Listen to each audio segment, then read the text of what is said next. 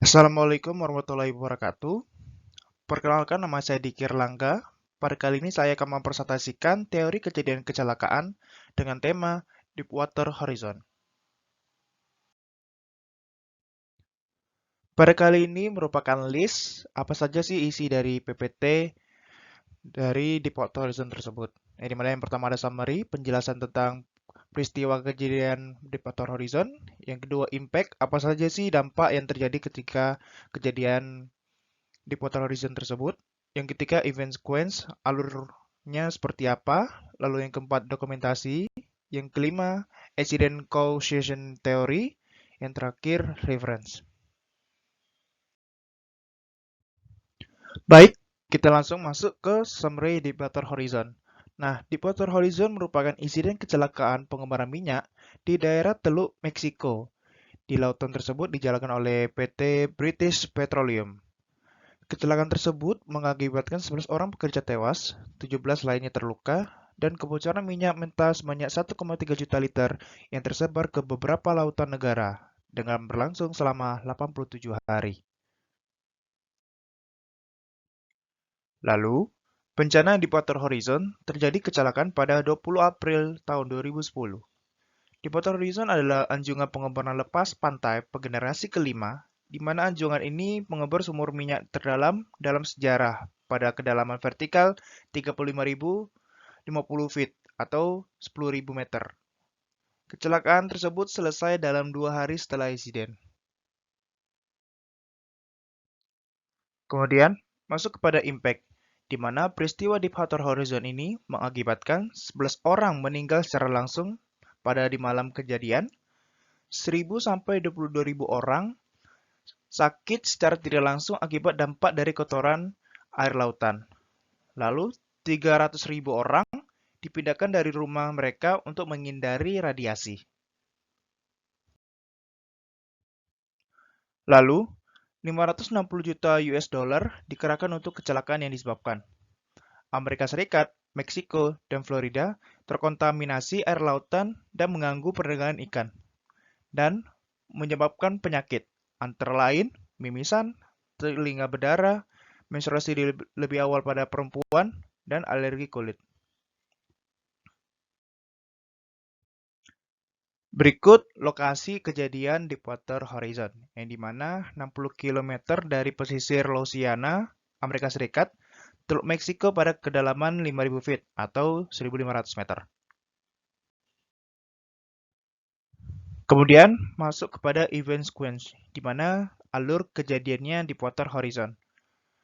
Pada awalnya, 20 April jam 9 malam, pegawai pekerja melakukan pengecekan bantalan semen pada pipa tambangan. Akan tetapi dari pihak BP memaksa untuk mulai melakukan pengeboran, maka pegawai melakukan pengeboran secara langsung. Karena pada kapal kilang tersebut sudah telah 43 hari dari jadwal penambangan dan keterlambatan pengecek proses pipa tersebut, maka dari pihak pengeboran secara tidak langsung harus melakukan pengeboran pada minyak tersebut. Lalu, pada tanggal 20 April tahun 2010, jam 9:30 malam, terjadinya kebocoran pipa 3 kali dikarenakan aliran pipa keluar dari kapal yang dihandle oleh John Markovich, Jimmy Harrell, Caleb Holloway, Andra Velastas, dan petugas kontrol pipa. Petugas melakukan pemberhentian dan penutupan katup pipa dengan manual dan sistem otomatis. Akan tetapi, pipa tersebut bocor semakin banyak. Lalu, pada jam 9 malam lewat 56, terjadinya ledakan pada rig kapal tersebut dikarenakan terjadinya penyumbat pada tekanan pipa dan penuhnya tekanan gas dan minyak. Petugas melakukan penyelamatan rekan lainnya dan evakuasi dengan kapal emergency Scotchy.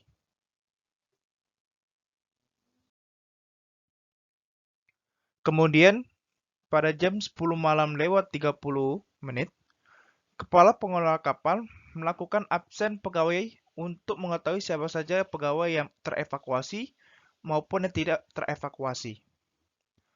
Lalu pada tanggal 21 April tahun 2010 atau keesokannya, pada jam 11 malam, kapal dan helikopter militer Amerika Serikat mendatangi kapal pengeboran tersebut untuk melakukan pemadaman api kapal tersebut. Lalu, pada keesokannya lagi, pada tanggal 22 April tahun 2010, pada jam 10:21 menit, kapal pengeboran minyak tersebut sudah tenggelam dan sudah padam.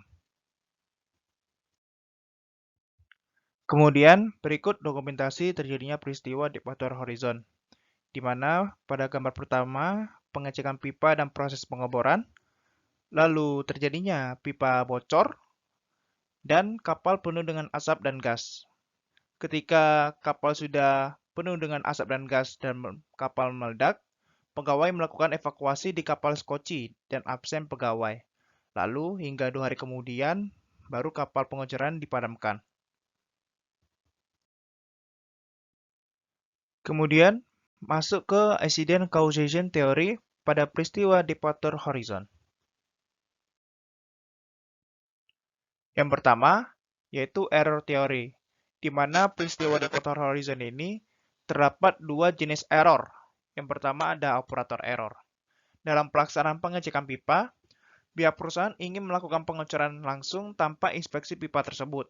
Ketika pengontrol kerja melakukan pengecoran dengan tingkat tekanan yang besar, maka terjadilah pipa yang tersumbat dan terjadilah kebocoran. Kemudian pihak pengelola hanya melakukan sirkulasi lumpur secara parsial. Seharusnya sirkulasi penuh dari dasar sumur hingga ke atas kapal. Maka para pekerja sudah terjadi kewalahan untuk mengatasinya dan terjadilah kesalahan pribadi. Yang kedua, design error. Dalam desainnya, pihak perusahaan BP hanya menggunakan 6 perangkat sentralisasi pada pipa. Sedangkan dalam penelitian direkomendasikan menggunakan 21 sentralisasi. Kemudian pada pipa tersebut terjadinya kurangnya terhubung dengan erat antar sumur dan pipa tersebut. Dikarenakan lubang pipa berdiameter kecil sehingga menghalangi sirkulasi kotoran minyak dan katup untuk mencegah aliran balik semen tidak menutup. Kemudian masuk ke analisis human error, di mana pada slide tersebut terdapat alur human error pada peristiwa Deepwater Horizon. Pada kondisi Deepwater Horizon, terjadi karena memiliki keinginan yang berbeda antar pengelola kapal dan perusahaan itu sendiri, di mana kapal tersebut harus diinspeksi terlebih dahulu karena sudah lama tidak di-maintenance. Akan tetapi, pihak perusahaan ingin langsung proses pengecoran karena mengejar target. Setelah melakukan pengecoran, terjadilah pipa pengecoran yang tersumbat, sehingga aliran minyak dan gas naik ke permukaan kapal dan terjadinya ledakan. Lalu, teori kejadian kecelakaan yang kedua, yaitu the sweet cheese model. Pada layer pertama, yaitu organizational influence. Perusahaan melakukan percepatan pengeboran minyak dengan memaksimumkan tenaga pengeboran karena sudah melewati deadline pengemiran minyak.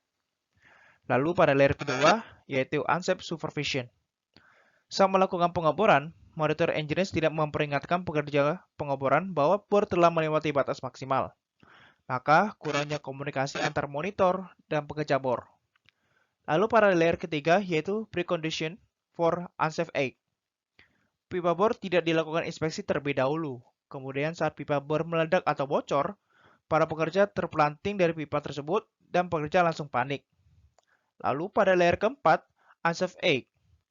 Pekerja bor melakukan pemberhentian dan penutupan katup pipa dengan manual yang seharusnya tidak aman dan melakukan sistem otomatis. Akan tetapi, sistem otomatis tersebut gagal karena sudah melewati batas maksimal dan pipa tersebut bocor semakin banyak. Berikut merupakan referensi dari terwujudnya presentasi mengenai Deepwater Horizon. Demikianlah presentasi mengenai teori kejadian kecelakaan pada peristiwa Deepwater Horizon. Terima kasih. Wassalamualaikum warahmatullahi wabarakatuh.